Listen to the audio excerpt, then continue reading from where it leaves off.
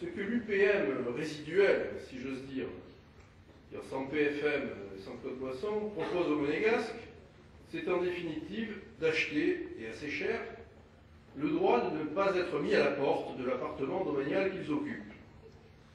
En d'autres termes, on leur propose d'acheter un droit qu'en pratique ils ont déjà.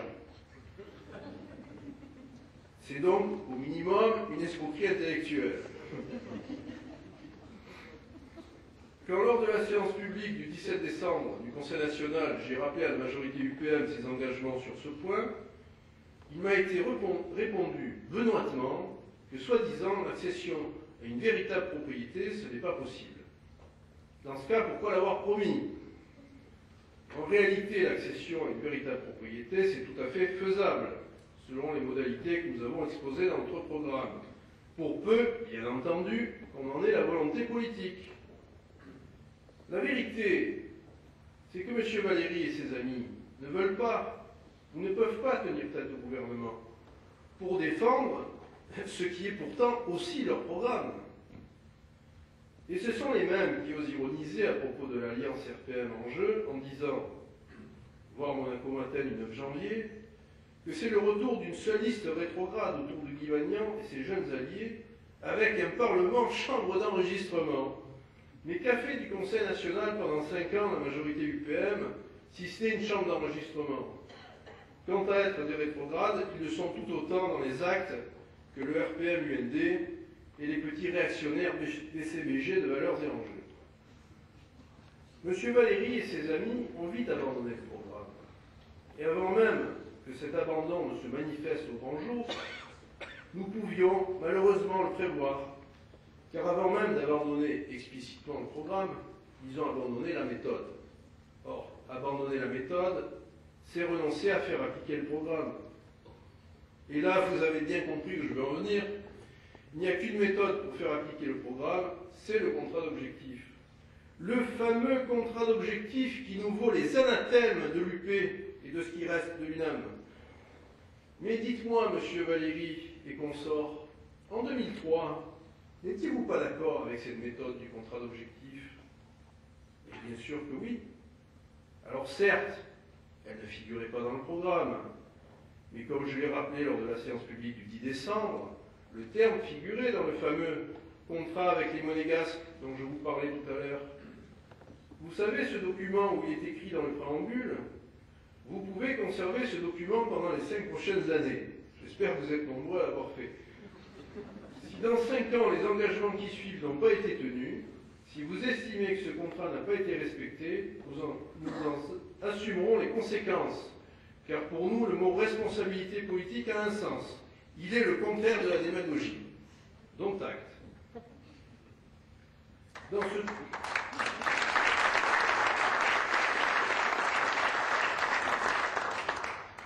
Dans ce document, donc, le contrat d'objectif est envisagé comme un contrat entre l'UPM et les Monégasques.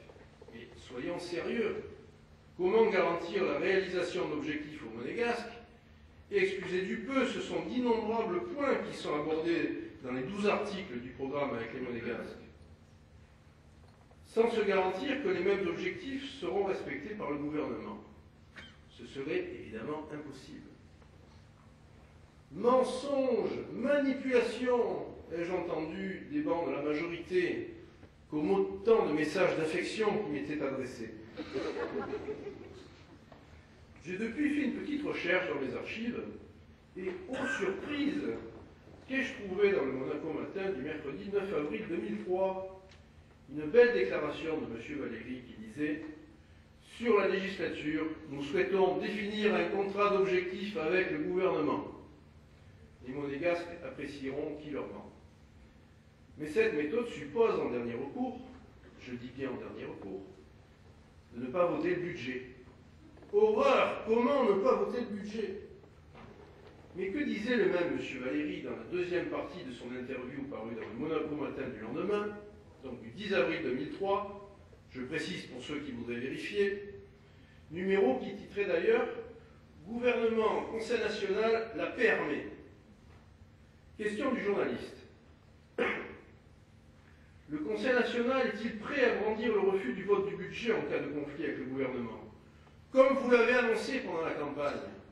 Rappelez-vous un des derniers discours avant les élections, où le va-t-en-guerre Valéry disait « Mais nous avons l'arme thermonucléaire, le non-vote du budget ».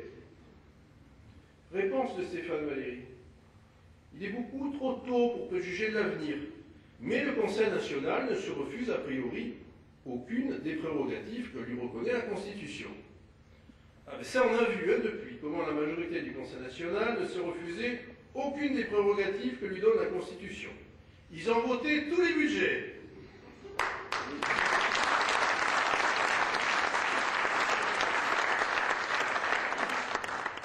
Et encore, avec moult félicitations, remerciements et protestations de reconnaissance envers le gouvernement.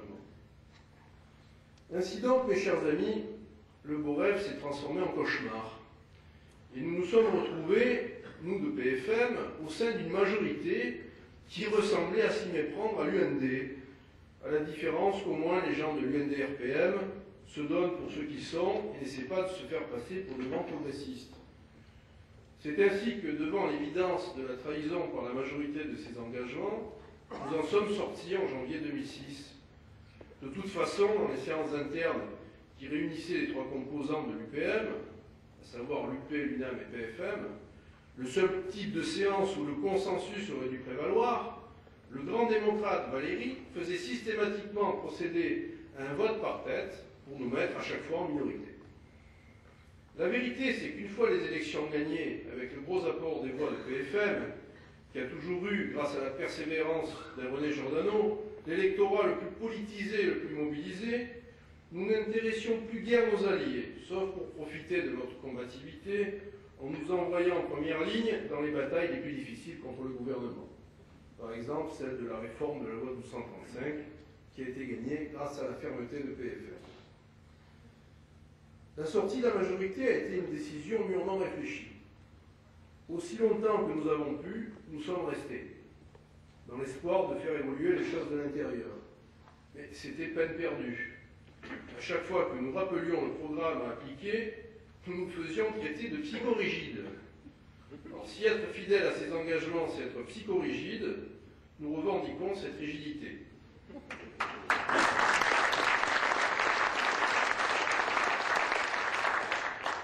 C'est vrai que les gens de la majorité, eux, ils ne sont pas psychorigides. Hein.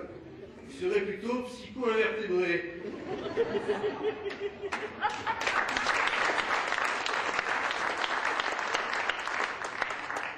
C'est d'ailleurs pour ça qu'ils sont si doués pour la reptation.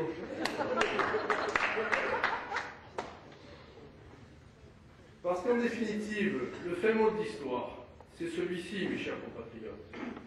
Est-ce que vous voulez des représentants en position horizontale ou verticale? Est-ce que vous voulez...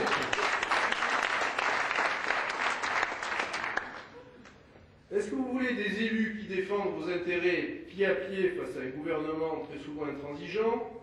Ou est-ce que vous voulez des élus qui se couchent à chaque fois devant le gouvernement en se cachant derrière le pseudo-consensus?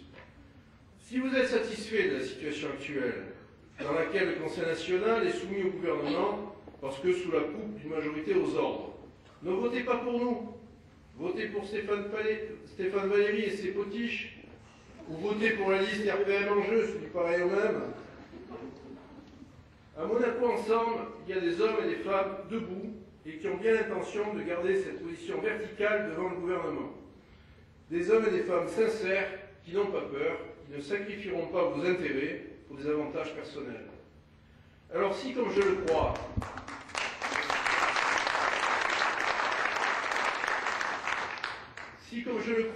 vous souhaitez des élus courageux et tenaces, honnêtes et désintéressés, qui ne sont inféodés à aucun lobby, ni à aucune puissance d'argent, votez pour eux, votez aussi pour moi, votez liste entière, Monaco ensemble, le dimanche 31 juillet.